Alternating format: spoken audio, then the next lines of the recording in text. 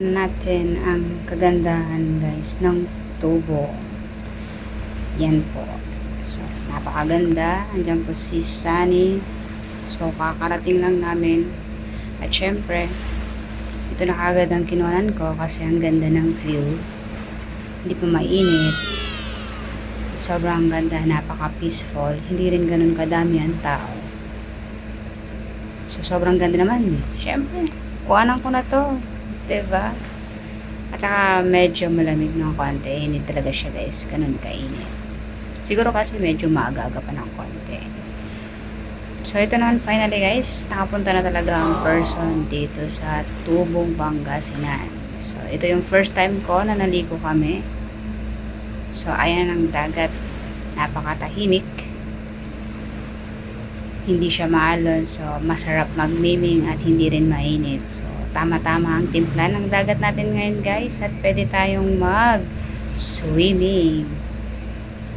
So ayan guys panoorin nyo na lang kung gaano kaganda dito at kung gaano ka-peaceful. At syempre guys, may kasama tayo dito. Andyan ang mga jowabels natin dyan.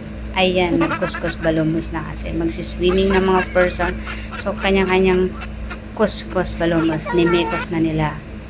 Kasi ayaw nilang umitim. So, maglalagay tayo ng sunblock. Para na rin sa protection nyo guys. Para kay Sunny. Para hindi nga naman tayo mangitim. Kasi sayang naman, di ba? Minsan lang tayo magbakasyon. Pero sulitin natin itong pagliligo. Kaya maliligo ang mga person. Kaya nagkuskus na.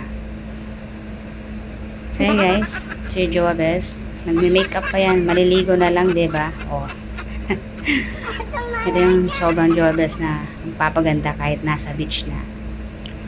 Yan guys. At ito guys, makulit na bata. Ayun no.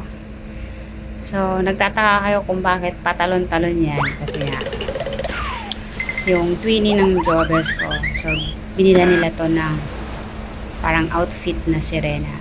So, para hindi malikot ang bata o makulit, kaya nila sinuotan ng ganun.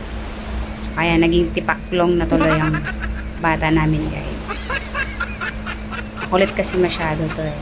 So habang nagkukuha ko, syempre binabantayan natin, mahirap na. So hindi siya nawala sa paningin. Ayan, patingin-tingin siya at nakita niya ako guys. Kasi itong batang to eh, pag nakakita lang ng dagat guys, talagang swimming na yan kahit 24 oras yan magbabad. So anyway guys, salamat guys sa panonood niyo.